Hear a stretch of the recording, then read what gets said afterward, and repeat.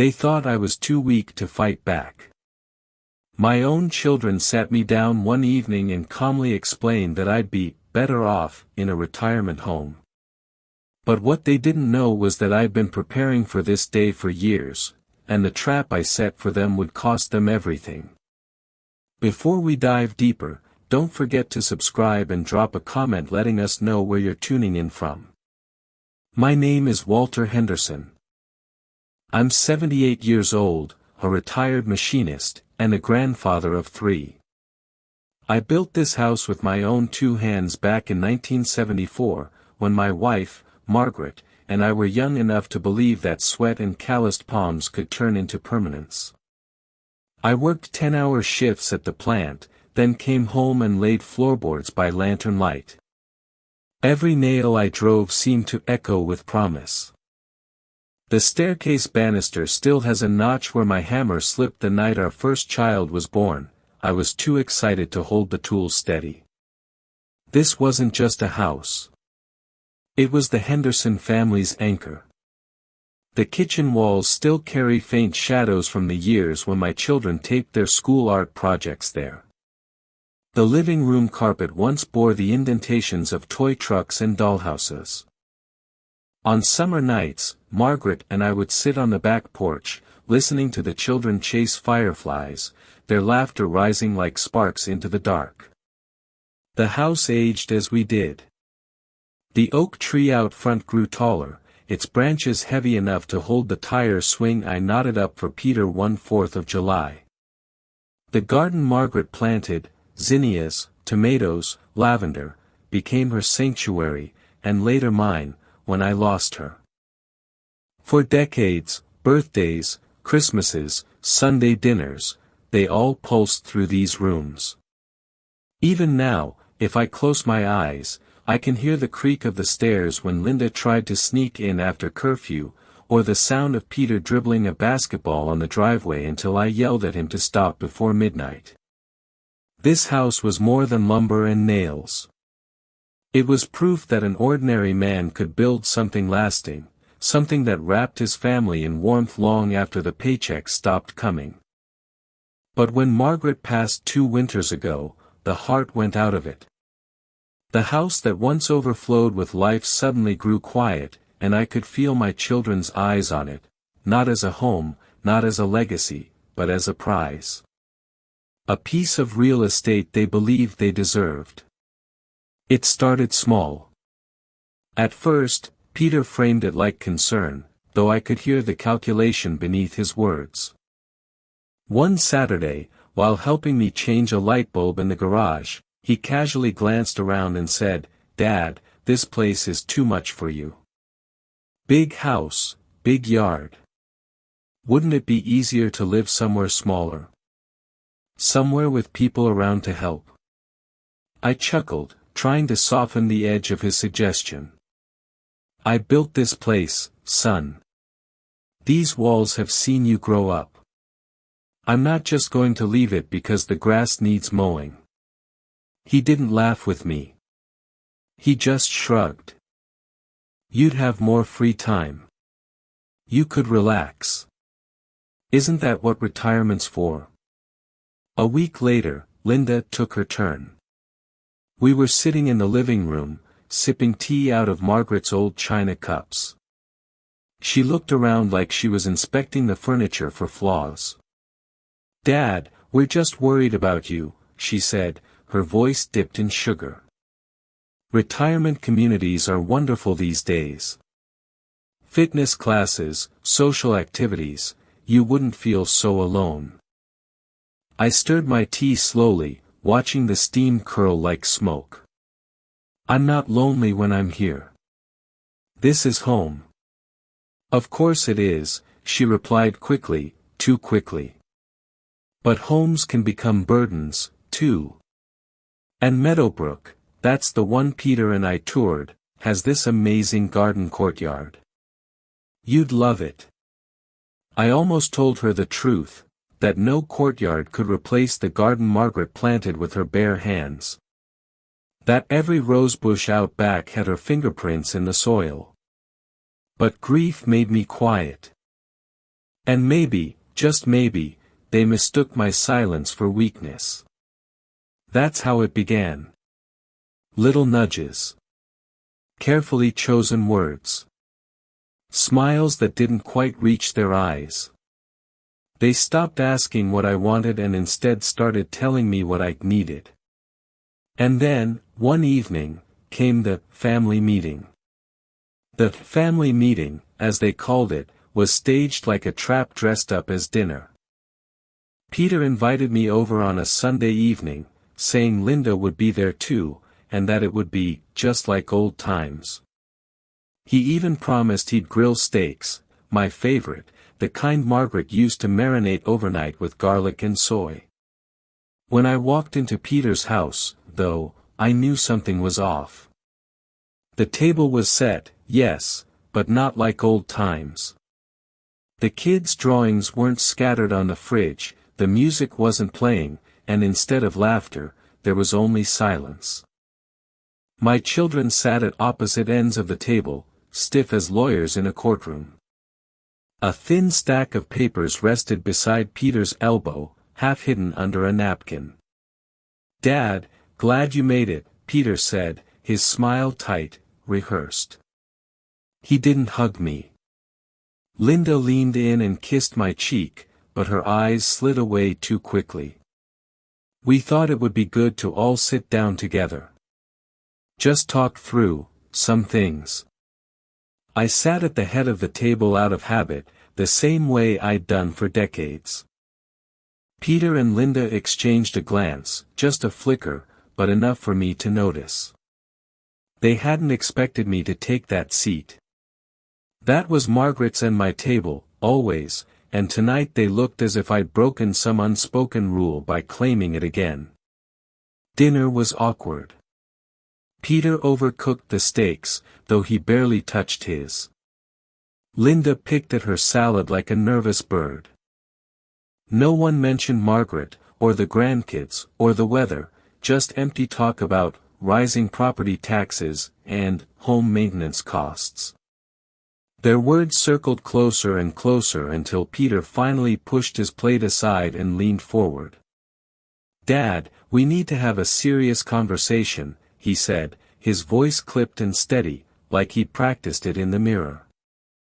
Linda reached for the papers and set them neatly in front of me. A glossy brochure slid across the table, smiling seniors in matching tracksuits, their arms raised in some kind of water aerobics. The words, Meadowbrook Living Community, gleamed across the top. "Dad," Linda began, her voice honey-sweet, "we've talked this over. We think it's time you had proper care. Meadowbrook has wonderful staff. Fitness classes, activities, friends your own age. You wouldn't be so alone anymore." I studied her hands. Perfectly manicured, nails painted a pale pink. But they trembled ever so slightly as she straightened the brochure. She was nervous, not because she feared for me, but because she feared I wouldn't go along with their plan. Peter leaned in. "This house is just too much for you. The stairs, the yard, the repairs. It's dangerous, Dad. What if you fall? What if you forget your meds? Meadowbrook is safe. Controlled. Controlled." That was the word that struck me. I didn't answer right away. Instead, I looked around the table. Peter had set out the cheap cutlery, not the silver set I'd given him years ago. Linda's phone lay face down by her glass, screen lighting up every few minutes with messages she pretended not to see. She wasn't fully here. Neither of them were. "Have you already signed me up?" I asked finally, my voice calm, though my chest tightened like a vice. Linda's eyes flicked to Peter. Another glance. Another silent confirmation. "No, Dad," Peter said too quickly. "Not yet. But we've spoken with the director. They have an opening next month, and we don't want you to miss it. Miss it. As though this were a college acceptance letter instead of exile. And the house? I asked softly. Peter shifted in his chair. Dad, selling would make sense. The market is hot. The proceeds would cover Meadowbrook for years. And it would take the stress off of us too, knowing you're somewhere safe, somewhere taken care of. Linda added, you deserve comfort, Dad. Don't you want that? I could hear the strain in her voice, like she was trying to sell me something she didn't quite believe in herself. I picked up the brochure and flipped through it slowly. Smiling seniors playing bingo. A nurse's hand resting on a wrinkled arm. A perfectly staged dining room. Not a single photograph looked real. No family photos on the walls. No messy toys on the floor. No signs of life. This looks very nice, I said, forcing a smile. My children visibly relaxed, mistaking my calm for surrender. If you think it's best. Linda let out a long breath, almost relieved. Peter leaned back in his chair, victorious. But as I placed the brochure back on the table, I noticed one final detail. On the cover, right below the Meadowbrook logo, was the tagline, where life slows down, and property values go up. Property values. I knew then, without doubt, what this was really about. I didn't argue. Not yet. Because some battles you don't fight at the dinner table. You wait. You prepare. And when the time comes, you let the truth cut deeper than any words ever could. I walked home that night instead of letting Peter drive me, even though he offered. He said it casually, Dad, it's late, let me drop you off, but I couldn't stomach sitting in a car with him after what I'd just heard. The air outside was sharp, the kind that cuts through your lungs and keeps you awake whether you want it to or not. Streetlights glowed faintly against the winter dusk as I made my way down the familiar sidewalks, each step crunching against gravel and frost. I should have felt angry. Furious, even. Instead, there was only a hollow ache, as if something inside me had been scooped out with a cold spoon. How did we get here? I remembered Peter at 8 years old, his head resting on my shoulder after his first basketball game, whispering, Don't tell anyone I cried, Dad. I remembered Linda at 15, slamming her bedroom door after a fight with her mother, only to slip out later and curl up beside me on the couch, confessing through tears that she was just scared about growing up. Those were my children. The ones I carried on my shoulders through county fairs, the ones I worked overtime for so they could have new shoes instead of patched ones, the ones Margaret and I believed would grow into kind, loyal adults. And yet here I was, walking home alone under a sky that looked bruised with clouds, replaying their words, we've already spoken with the director. The market is hot. The proceeds would cover Meadowbrook indefinitely. They weren't planning for my comfort. They were planning for my disposal. I passed the little church on Birch Street, the one where Margaret and I were married 56 years ago. Its bell tower was dark now, the windows empty. I paused, staring at the worn steps where we once posed for photographs, where Margaret's veil fluttered in the summer wind. I whispered into the cold air, how did we raise them into this? The wind didn't answer. As I turned onto Maple Drive, my house came into view, standing proud, though its paint was peeling and the porch light flickered. It looked older, tired, but it was mine. Ours. Every plank in that porch had been nailed in by my hands, every window washed by Margaret's until her arthritis made it too hard. The thought of strangers stripping it down, staging it, selling it for profit, it nearly buckled my knees. By the time I unlocked the front door, my chest burned. Not from the cold, not from the walk, but from the betrayal settling deep, heavy as iron. Inside, the house greeted me the way it always had, quiet, patient, loyal. Margaret's photograph smiled at me from the mantel. The clock ticked steadily on the wall. For a moment, I simply stood in the entryway, my coat still on, my hand still gripping the knob. "Margaret," I whispered to the silence. "They're ready to sell me, just like they'll sell this house." The words broke something open inside me. I lowered myself into her old recliner, pressing my palm to the worn leather armrest she used to claim as hers, and I stared into the shadows until the room blurred. They thought I was too weak to resist. Too broken by age and grief to fight. But as the grandfather clock chimed 10, I knew one thing with absolute certainty. They had underestimated me. That night I didn't sleep. I sat in Margaret's recliner with the lamp casting a yellow pool across the living room, staring at the walls we painted together, the photos lining the mantel, the carpet worn thin by decades of footsteps. The house creaked around me in its familiar way, as if reminding me I wasn't alone. My children thought age had made me soft. They thought grief had dulled me. But they had forgotten who I am. I am Walter Henderson. Machinist. Husband. Father. A man who worked 40 years without missing a single mortgage payment.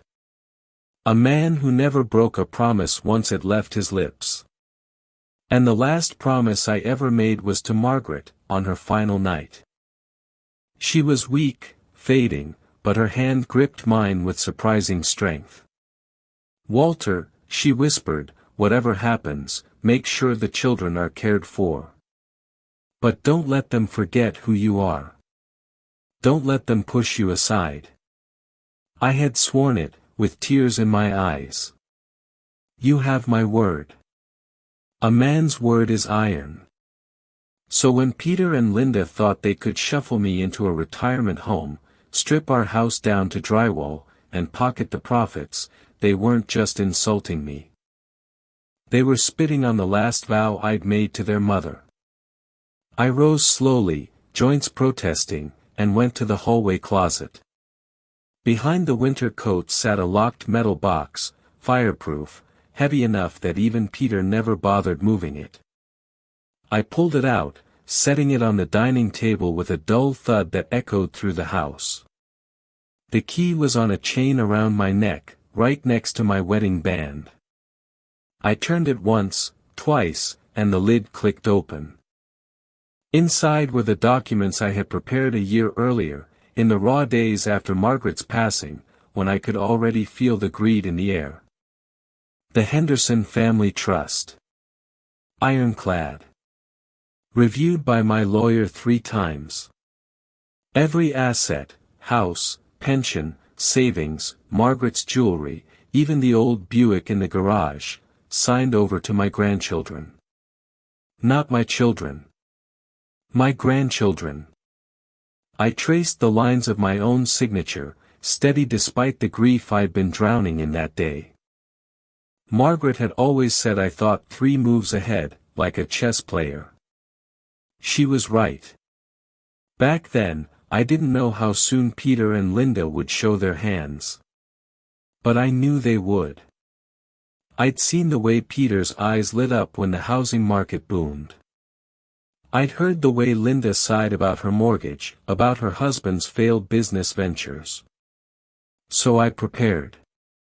I closed the box gently and slid it back into the closet, my chest easing for the first time in weeks. The decision had already been made. They thought I was trapped, but in truth, the game was already over, and I held the winning piece. Strong men don't shout. They don't beg. They wait, and then they act. That night, I went to bed with Margaret's photo on the nightstand, whispering, "I kept my word, love." They won't take a thing from us. For the first time since she passed, I slept without dreaming of loss. I dreamed of justice. The realtor arrived on a bright Tuesday morning, her white car crunching over the gravel drive as if she already owned the place. Peter and Linda trailed behind her, smiling like eager children about to unwrap a gift.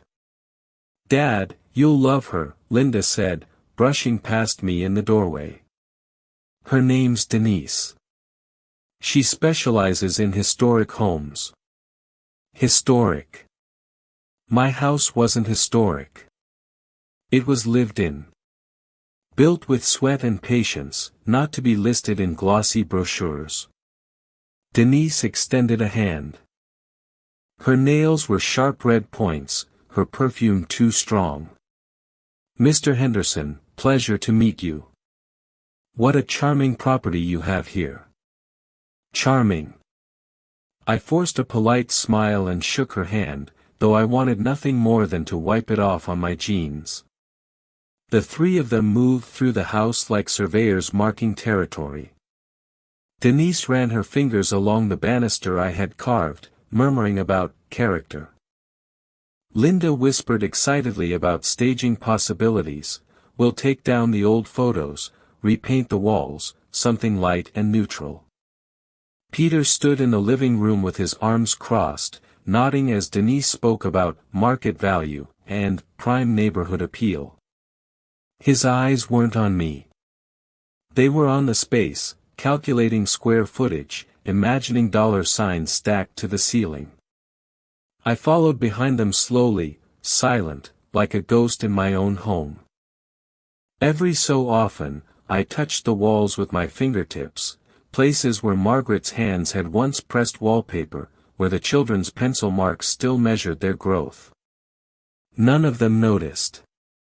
"Kitchen could use an update," Denise said, jotting something on her clipboard. "Granite countertops, stainless steel appliances. Buyers eat that up." "Definitely," Linda agreed eagerly. "And the garden, Dad never really kept up with it after Mom passed. We could redo it, make it something modern." The word stung, but I kept my face steady. They spoke as if I weren't standing right there. As if I'd already been shipped off to Meadowbrook, playing bingo with strangers while they gutted the home Margaret and I had built. Upstairs, Denise peeked into each bedroom. She called them spacious, versatile, ideal for young families. "Perfect for resale," Peter murmured. I caught my reflection in the hallway mirror, an old man in their eyes, perhaps. Gray hair, lined face, shoulders stooped from years at the machines. But my eyes were clear. Watching. Waiting. They were so wrapped up in their plans they didn't notice the small smile tugging at the corner of my mouth. "Dad, what do you think?" Linda asked finally, as if remembering I was there. I looked around the room, letting my gaze linger on the old dresser Margaret used to keep her scarves in. I pictured her standing there, tying one around her neck before church, laughing at her own reflection. "I think," I said quietly, "that you've thought this through." Peter grinned, mistaking my calm for surrender. "Exactly. We're just looking out for you, Dad. Meadowbrook will take great care of you, and the house will finally get the attention it deserves." Linda reached out and squeezed my hand. Her touch was light, almost rehearsed. "You'll thank us someday." I nodded once, keeping my face unreadable. "Maybe I will." Inside, my resolve hardened like steel. Let them have their moment. Let them feel the sweet taste of false victory. Because soon, very soon, they would discover just how wrong they were. The week after the realtor's visit, I noticed the change right away. Peter started showing up in freshly pressed shirts, collars stiff and new. His old sedan, the one with the cracked windshield he always complained about, was suddenly replaced by a sleek silver SUV with dealer tags still on the license plate. Linda, meanwhile, had a sparkle in her eye I hadn't seen in years, not the sparkle of joy, but of someone who thought they'd finally climbed above their station.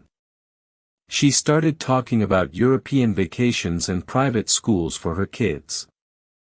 At Sunday dinner, she flipped through a glossy magazine at the table, circling designer kitchen remodels with a pen as if the money were already hers. "Once the house sells, we can finally breathe," she said over roast chicken she hadn't even cooked herself. "I'm thinking quartz counters, new flooring, maybe even that sunroom addition we've always wanted." Her husband chuckled beside her. "And finally, a trip to Santorini. We deserve it."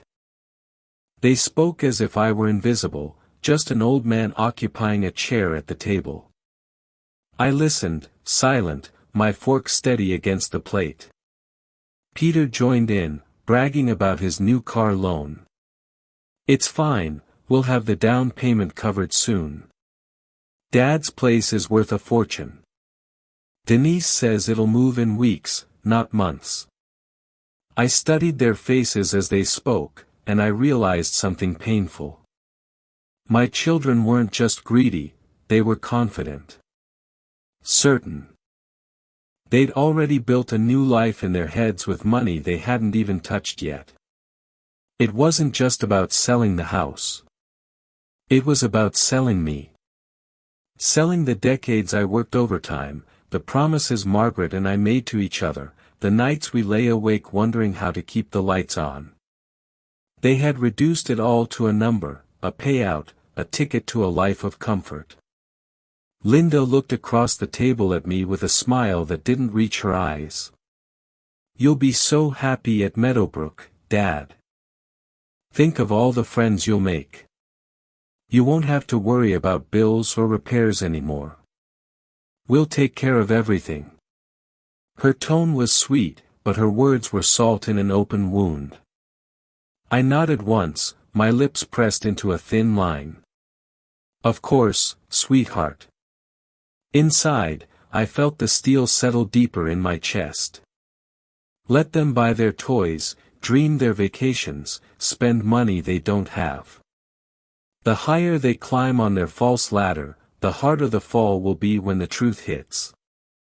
And it would hit soon.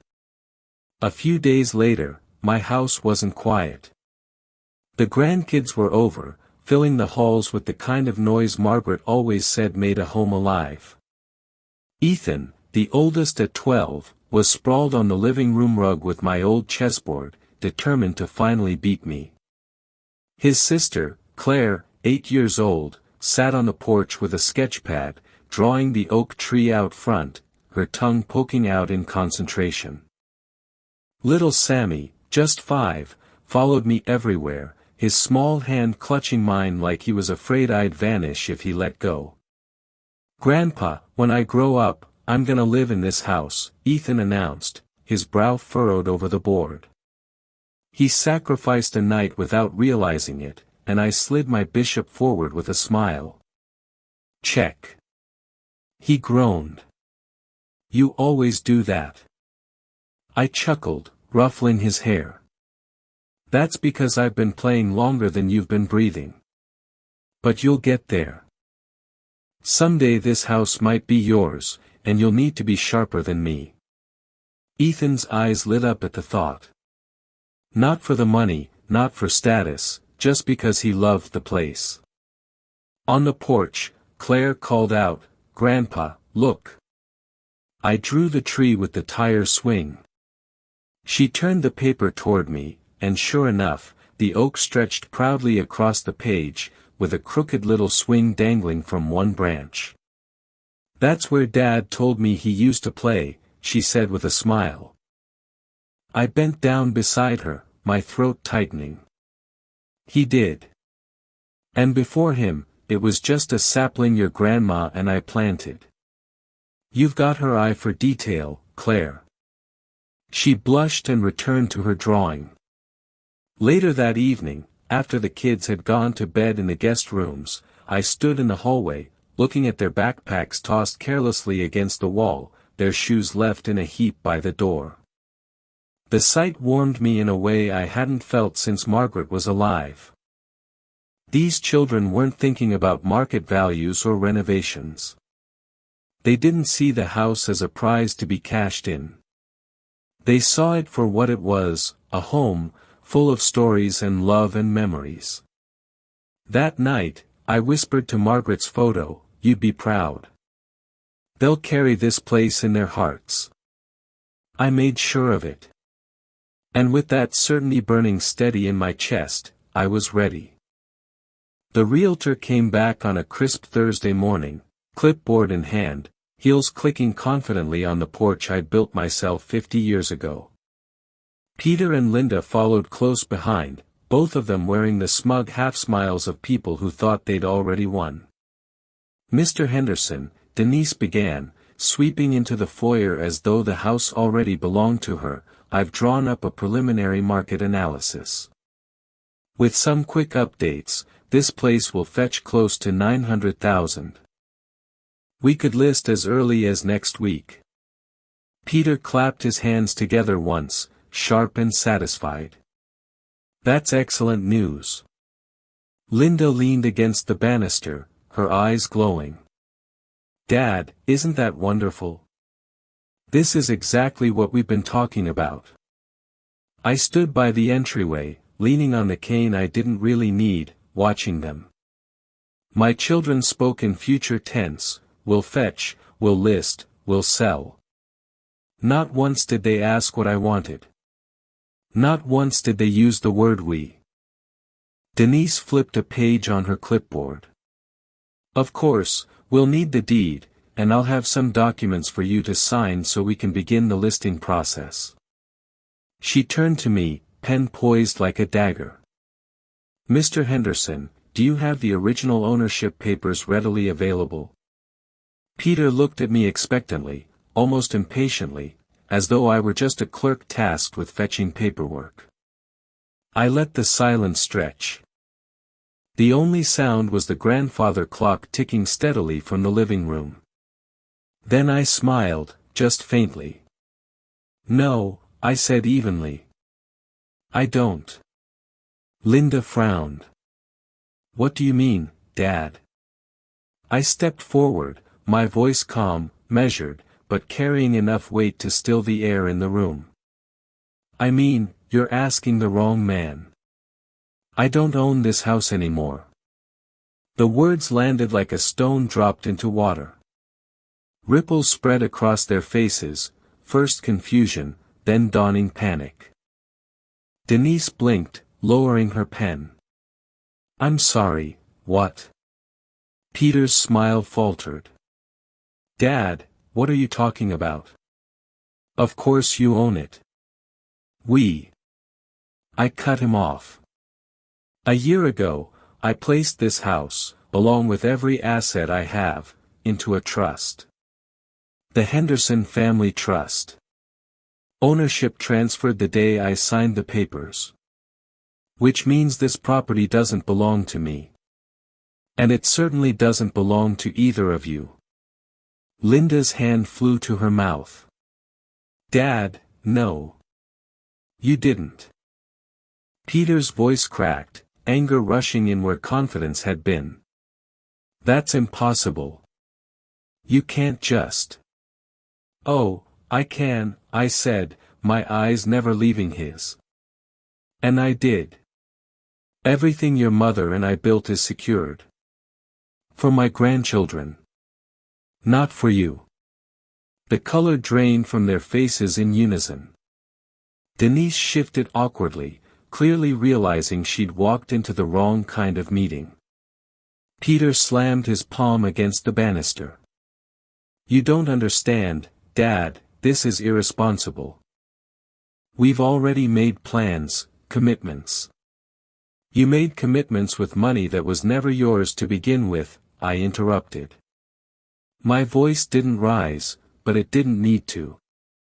The truth was louder than any shout. Linda's eyes brimmed with tears, not grief, but frustration. How could you do this to us? I leaned heavily on the cane, letting my words slice clean through the air. No, Linda. The question is, how could you do this to me? Plotting behind my back. Treating me like a burden you could tuck away while you stripped this house for parts. I raised you better. Your mother believed you were better. The silence that followed was unbearable for them, but peaceful for me.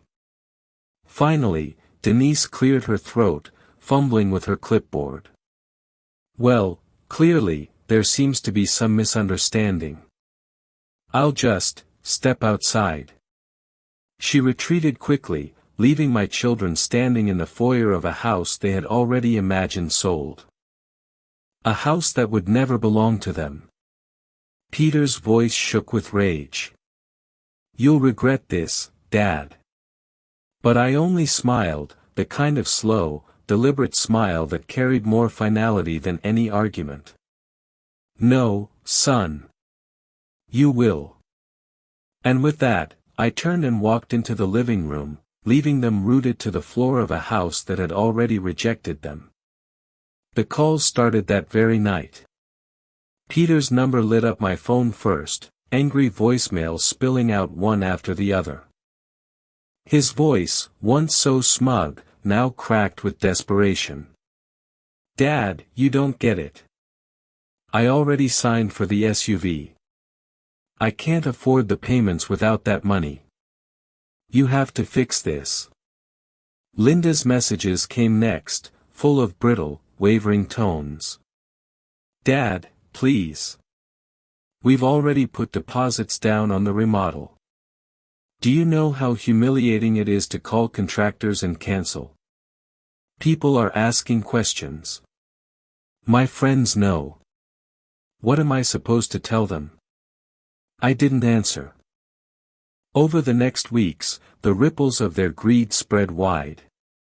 Peter's shiny new SUV was repossessed right out of his driveway, a tow truck hauling away the symbol of his false confidence while neighbors watched. Linda's kitchen sat gutted for weeks, wires dangling, cabinets missing, her dream remodel stalled because she couldn't pay the balance.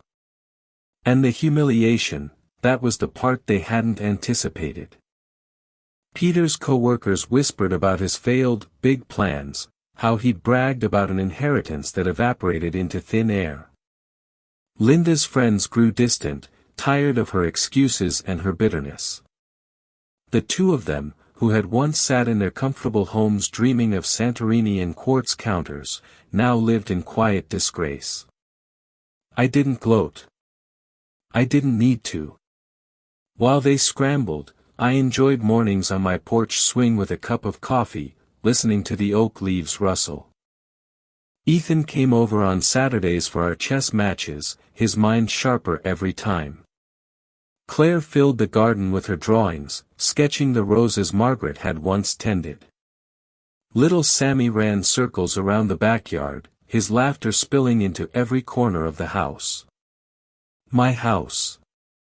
Their house. And in those moments, the silence that once felt heavy after Margaret's death now felt warm again, filled with echoes of love instead of betrayal. Sometimes, when the children's angered voices left yet another voicemail on my machine, I would look at Margaret's photo on the mantel. Her smile hadn't changed, and I could almost hear her voice, "Don't let them push you aside." I didn't, I whispered back. And I never will. Because in the end, it wasn't money that mattered. It wasn't property or renovations or vacations. It was loyalty. Family. Legacy. My children lost sight of that. But my grandchildren hadn't. And as long as they filled this house with their laughter, Margaret's legacy, and mine, was safe. I am Walter Henderson. And when the world tried to sell me, I reminded it, I am not for sale. Hello everyone, and thank you for watching. I truly hope you enjoyed listening to this story as much as I enjoyed creating it. If you did, Please consider liking the video and subscribing to the channel to help support the creation of more stories like this. Have a great day or evening.